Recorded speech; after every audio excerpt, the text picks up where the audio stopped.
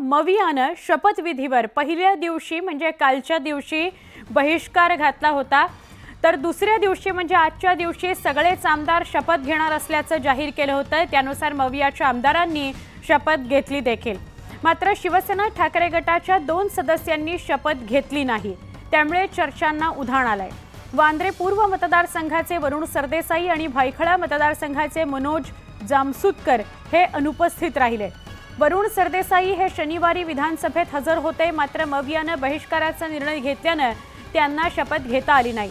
तर आज वरुण सरदेसाई पूर्व नियोजित दौऱ्यामुळे मुंबई बाहेर असल्या कारणाने ते शपथ घेऊ शकलेले नाहीत। भायखळ्याचे नवनिर्वाचित आमदार मनोज जामसुतकर हे प्रकृती बरी नसल्याने अधिवेशनात अनुपस्थित होते।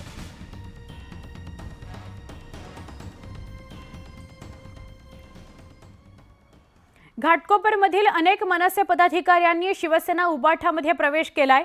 उद्धव ठाकरेंच्या उपस्थितीत मातोश्रीवर संबंधित पदाधिकाऱ्यांना शिवबंधन बांधण्यात आले।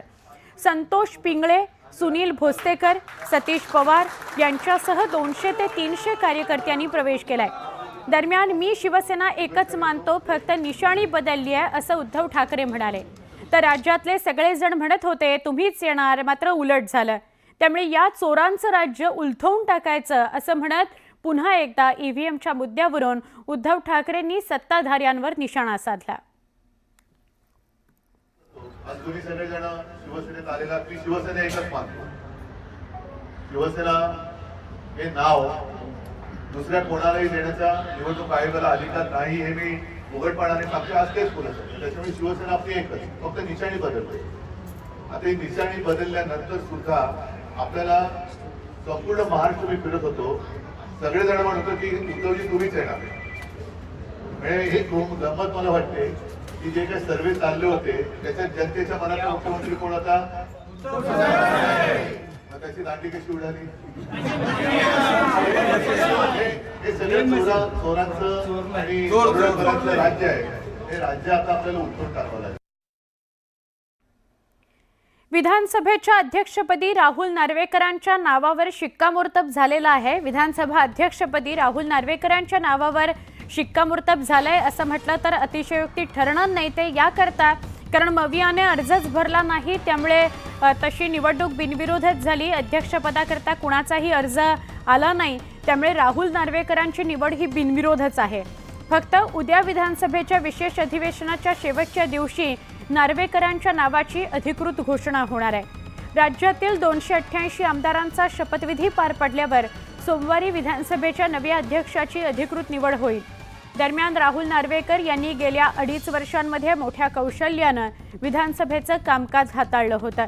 ठाकरे गट आणि शिंदे गट यांच्यातील शिवसेना पक्ष आणि चिन्हाबाबतच्या वादात राहुल नार्वेकर यांनी निर्णायक भूमिका बजावली होती, त्यामुळे राहुल नार्वेकर चांगले चर्चेतही आले। त्यांच्या कुशल कामगिरीच्या पार्श्वभूमीमुळेच राहुल नार्वेकरांना पुन्हा एकदा विधानसभेच्या अध्यक्षपदाची जबाबदारी मिळणार आहे। मी या विधानसभेच्या अध्यक्ष म्हणून जबाबदारी जेव्हा पार पाडायचा प्रयत्न करीन तेव्हा सर्व माझ्या सहकाऱ्यांची मला साथ लाभेल आणि त्यांच्या शुभेच्छा घेत या महाराष्ट्राच्या जनतेला मी न्याय देईन असा प्रयत्न माझा सातत्याने राहील आणि निरपक्षपणे कुठचाही पक्षपात न करता सगळ्यांना समान न्याय देईन एवढंच आपल्या माध्यमातून सांगतो। राहुल नार्वेकरांची ही प्रतिक्रिया आपण पाहत होतो। पुढची बातमी बघणार आहोत। शिवसेना आमदार आणि मंत्र्यांचं प्रगती पुस्तक तयार झालेलं आहे। राज्य मंत्रिमंडळात समावेश करता शिवसेनेच्या माजी मंत्री आणि संभाव्य मंत्रिपदाकरता इच्छुक असणाऱ्या आमदारांचं प्रगती पुस्तक शिवसेनेनं तयार केलंय। शिवसेनेनं एका त्रयस्थ संस्थेला या संदर्भातली जबाबदारी दिली होती आणि आम्हीच निवडून आणलेल्या नेत्यांचे प्रगती पुस्तक काय आहे ते उघड करा असं सांगितलं होतं आणि त्यानुसार शिवसेनेच्या प्रगती पुस्तकात 2 माजी मंत्री नापास झाल्याची सूत्रांची माहिती आहे।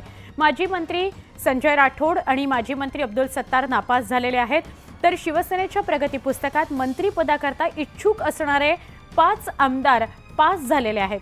शिवसेनेचे मंत्रिपदाकरता इच्छुक असणारे भरत शेठ गोगावले, संजय शिरसाट, प्रताप सरनाईक, अर्जुन खोतकर आणि विजय शिवतारे हे सगळे पास झालेले आहेत। महायुतीमध्ये शिवसेनेला 13 ते 14 मंत्रिपदं मिळणार असल्याची माहिती आहे। यापैकी 10 ते 12 मंत्र्यांना याच आठवड्यात मंत्रिपदाची शपथ दिली जाणार आहे, अशी वरिष्ठ सूत्रांकडून माहिती मिळते आहे।